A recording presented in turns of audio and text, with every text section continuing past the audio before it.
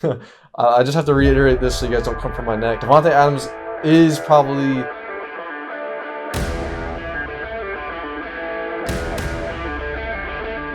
Today we are going to be giving you our bust for the 2023 NFL fantasy season. All right, let's jump into some news, man. We got some big stuff out of Indianapolis, right? Yep. Jonathan Taylor placed on the PUP list. That means he's going to be out for 5 weeks of training. Something that if I'm a Jonathan Taylor owner, I'm pretty mad about. We have advised against taking Jonathan Taylor, so you know that advice is not from us. Someone that in 2021 gave you the RB1, absolutely amazing. That Indianapolis Colts team is not the same, and just the whole feeling around Jonathan Taylor is not the same. If you're a Jonathan Taylor owner, I suggest trying to trade him away when he's coming back, when he has that hype around him. I'm not going near him with a 10-foot pole.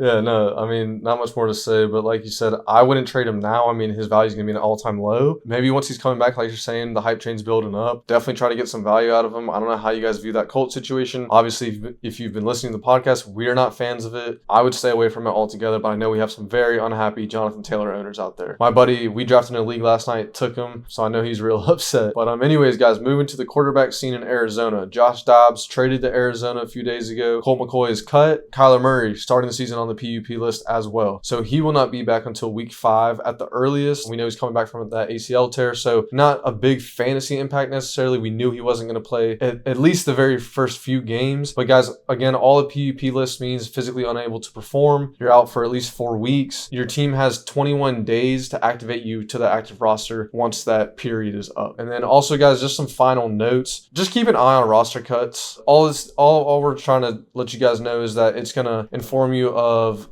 handcuffs, who's valuable, who's not, who's the number 3 receiver on teams, who's the number 4, so that if a guy on your team does get injured, someone else's team gets injured, then you know who to look to. So just keep an eye out for that stuff. Yeah, Kyler Murray is someone I had as my breakout candidate. I still think he has that breakout potential when he comes back. But obviously, when you're looking season long, you're not looking for a QB1 finish. He's just not going to be able to do it with the amount of games he's going to play. Right. Still someone I'd keep my eye on. Still someone I'm drafting. If you can have an IR spot, maybe put him in there. So let's get on to our busts for the 2023 NFL fantasy season. Guys, I will not be drafting because they will not be good, in my opinion. Simple as that, huh? Yeah.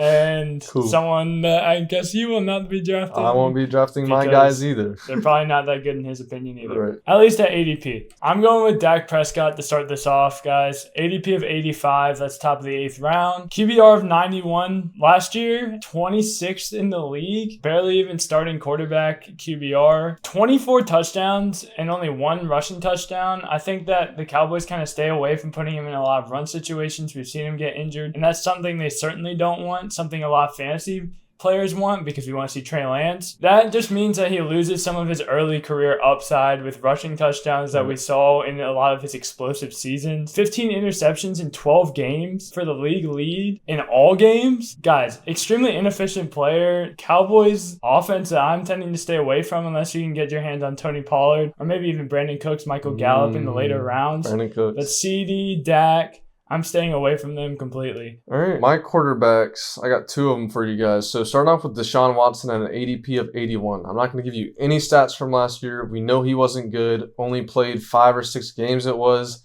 Did not look very good, guys. I do think he's going to progress. I think there's no way to go but up. Personally, at his ADP of 81, I will not be drafting him there. You're looking at the 7th round, mid-7th round. I just think there's much more value there than a shaky quarterback. I mean, you're looking at guys like getting a tight end 1 in Evan Ingram, drafting Deontay Johnson, George Pickens, Pacheco, Kirk are in that range. Looking a little below him, you got Jahan Dotson, Jordan Addison, even Antonio Gibson. I just think, guys, that there's a lot better options for your value. Even just wait and take like a QB like Daniel Jones or right. I mean, we've been saying it all. Geno Smith, Aaron Rodgers. We've been saying it all, fantasy season, guys. Once you get past certain levels of quarterback, there's just so many sleepers, such as, my 3 guys are Geno Smith, Jared Goff, and Daniel Jones. I've said it before. I'm saying it again. I think those guys are going to return and possibly give you a higher upside than Deshaun Watson. Just a guy I'm staying away from. So my next quarterback is Kirk Cousins at an ADP of 100. Kirk Cousins, guys, I'm not saying he's a bad quarterback. I think he's a good quarterback. He's going to put up stats. He just offers you 0 rushing upside. I personally don't like that ADP very much. Top of the 9th. I mean, it doesn't sound very high, but at the same time, guys, I'm looking right next to him.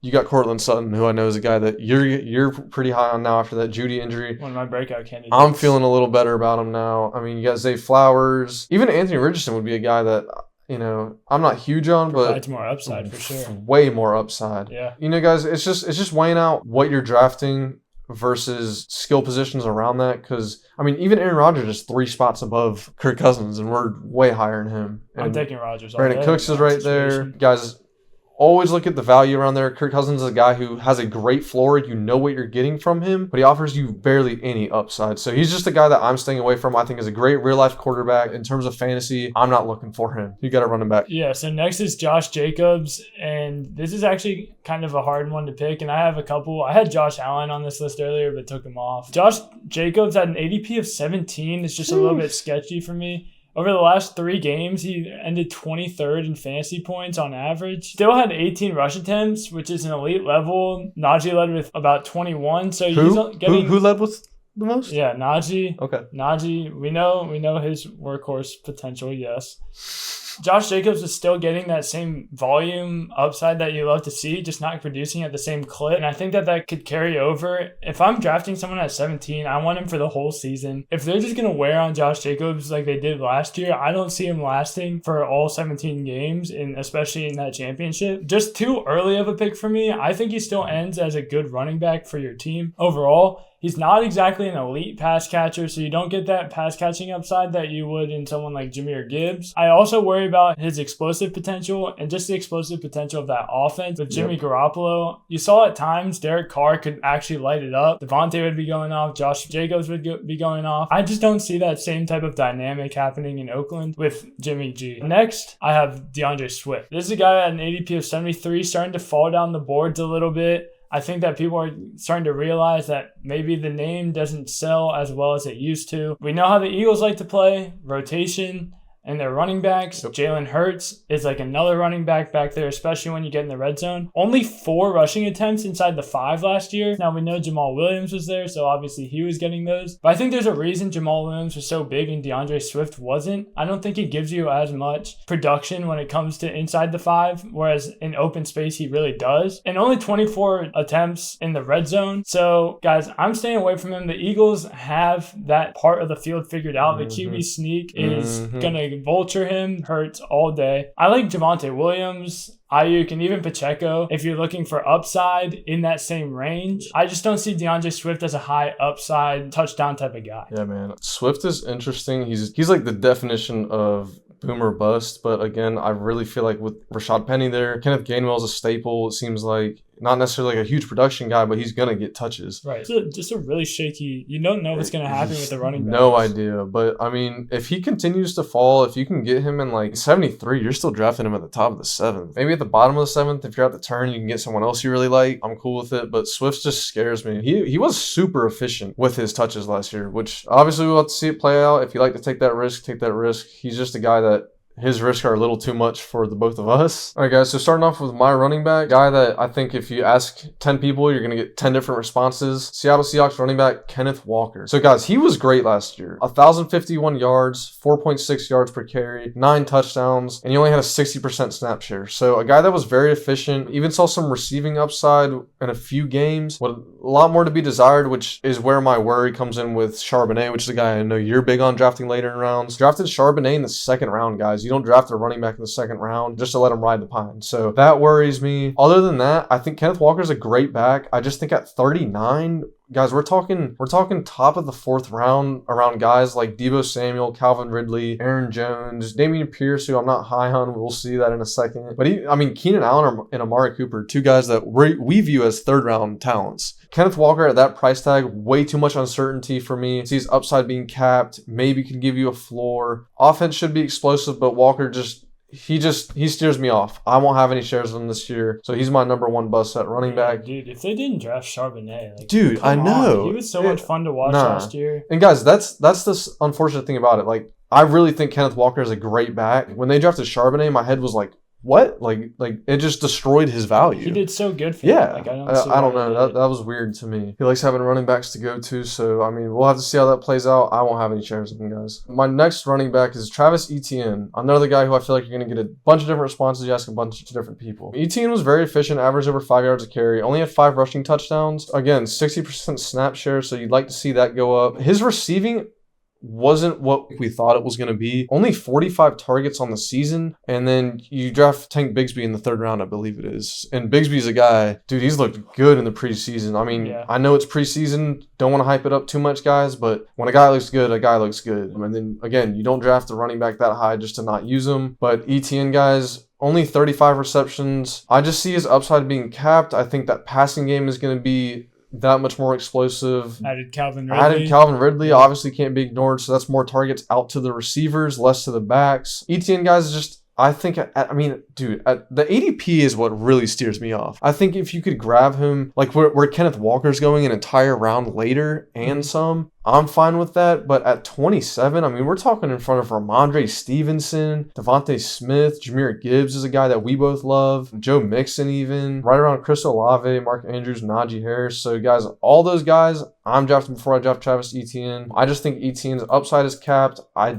didn't like what I saw out of the receiving end of things. A very efficient back again, but drafting a running back in the 3rd round, receptions going out to other players versus him. So that's what steers me away from Etienne. I don't think he's going to return on that high 3rd round, low 2nd round value. Yeah, not to mention kind of a small guy, and you don't see a lot of those guys be very durable in the NFL. So yeah.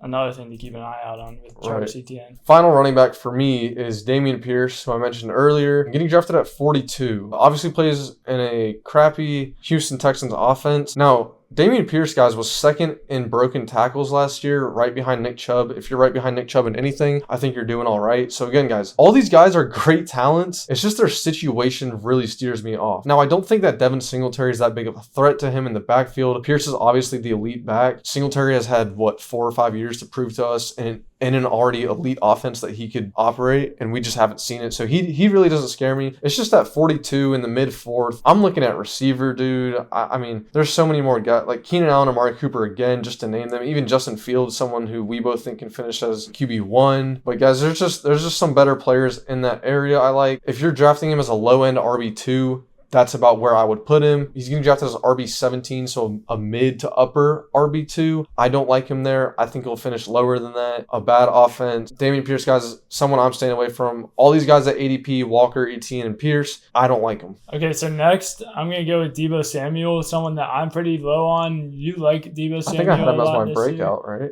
Yeah, Sleeper. Yeah, I had him as my sleeper. One of your sleepers. All right, go on.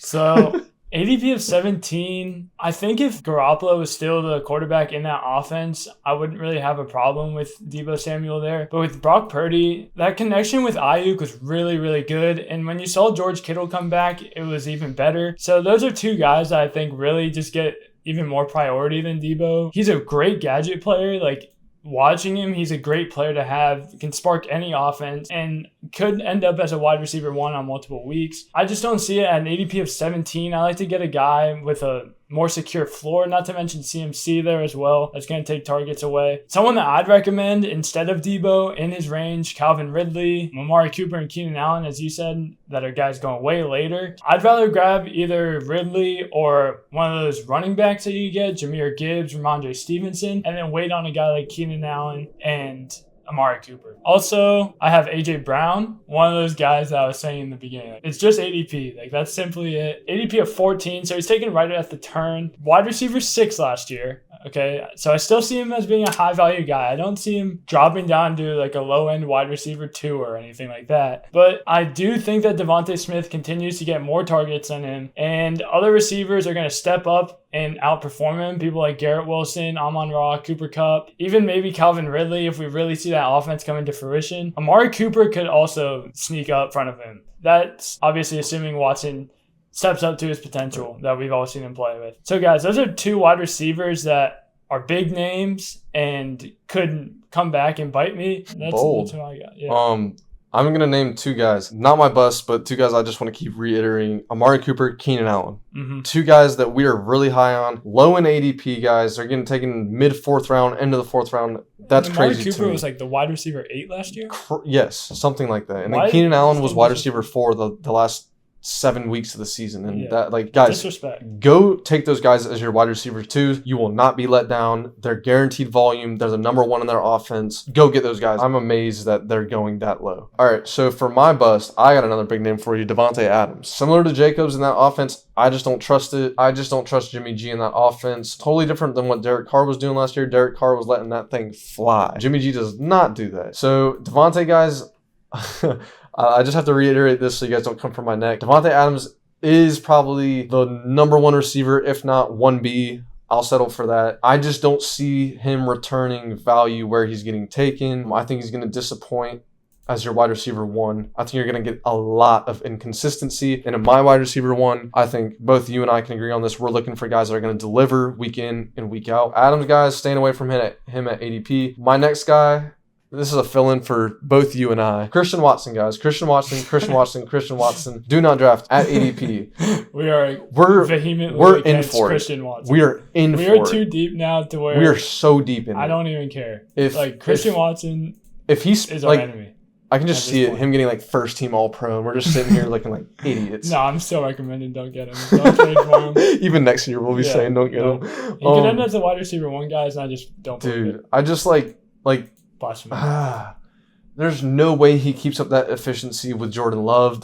I just don't see it happening. And then I just think we've said it in so many of our podcasts. There's just mouths to feed on the offense. You got Dobbs, Jaden Reed drafted out of Michigan State in the 2nd round. Luke Musgrave drafted out of Oregon State in the 2nd round. Aaron Jones and A.J. Dillon at running back, a young quarterback. He's going to try and spread the ball. They're going to pound the ball. I just don't see him doing what I think everyone thinks he's like possible wide receiver, not overall 1, but finishing as a top 12 wide receiver, and I just do not see it, guys. Drafting him as your flex, if you already have 2 receivers, 2 running backs, okay, but even then, I just don't see it. You're certainly taking a risk when you go with Christian Watson that early, guys. If you're taking him as like so your much wide more receiver security. 2, like you're really drafting him at his peak. yes, And that's something you Yes. don't want to do. You want to draft guys like Keenan Allen, like Amari Cooper that are low capital for their return, and I don't think that Christian Watson returns above where he's being drafted. Like, there's almost Right. no way. I just keep watching the preseason, though, and he's just... Dude, he's got talent. Like, he's got speed.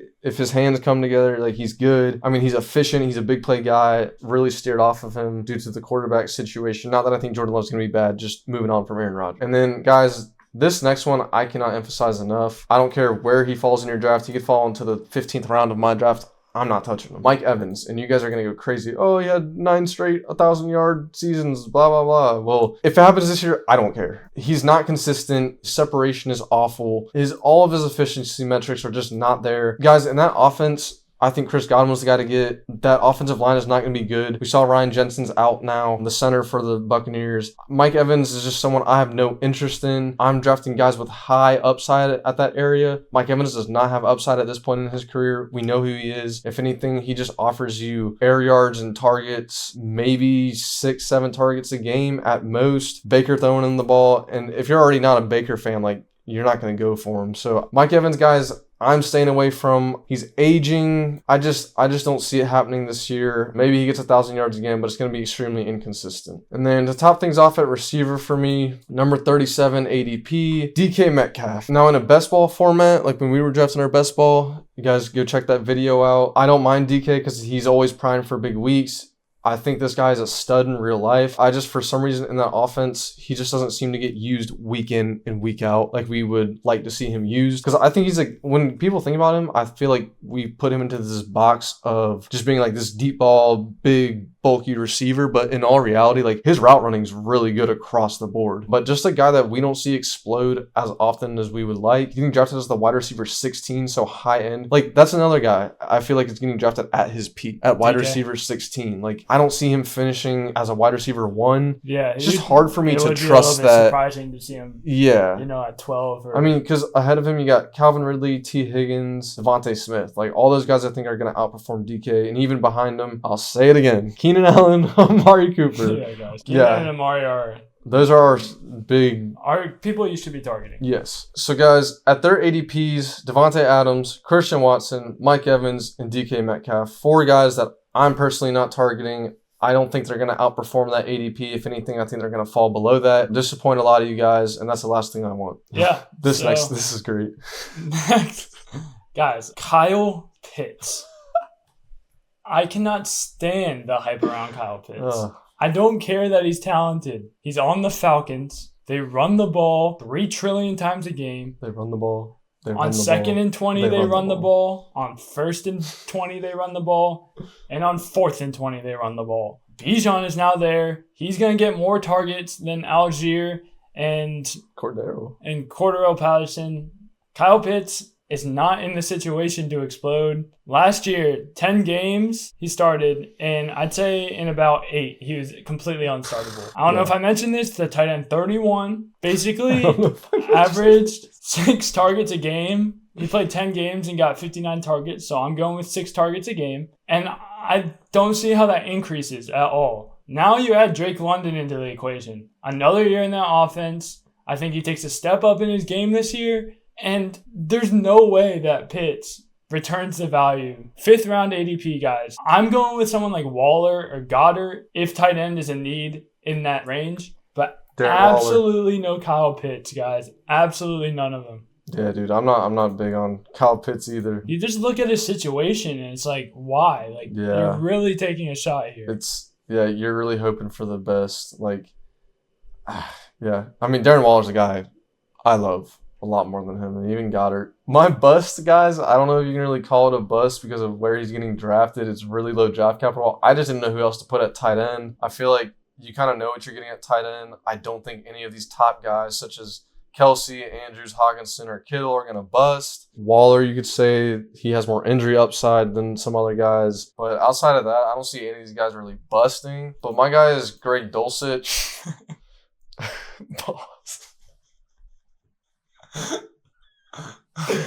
Yeah. Greg Dulcich bust. Yeah, guys. Greg Dulcich, my bust at the tight end position. He's been running with the 2s. He's been running with the 2s in the offense this preseason. He was pretty good last year, showed us a lot of talent, but it surprises me that he's not running with the 1s. They traded for Adam Trotman from the Saints. Sean Payton has that connection with him. But Greg Dulcich, guys, is someone that I think we've seen a lot of fantasy. Personally, I've seen a lot of fantasy pages high on him coming into the offseason and even halfway through the offseason. Dulcich, guys, as we near, obviously his outlook is not looking that great. They did just cut Albert O. I'm not going to say his last name because I don't know how to say that guy's last name. He was like a fantasy darling coming into last season, never came to fruition. So Greg Dulcich, guys, is my bust at tight end. That's not like a big statement or anything. Don't knock me for that. If you guys have busts at tight end, we'd love to hear them because I feel like Kyle Pitts is kind of an obvious pick too. But yeah, so guys, that's our quarterback, running back, wide receiver, and tight end bust. Let us know what you think, what you like, what you don't like, why you're drafting Christian Watson, and why you're drafting Kyle Pitts. Those 2 guys, we want to know. Don't draft these players. You're going to be mistaken. There's a lot of other value around where these guys are getting taken. Some of these guys are great players in real life, just in fantasy. Again, at their ADP, we like other guys a lot more. Go check our other rankings, and you'll find out who that is.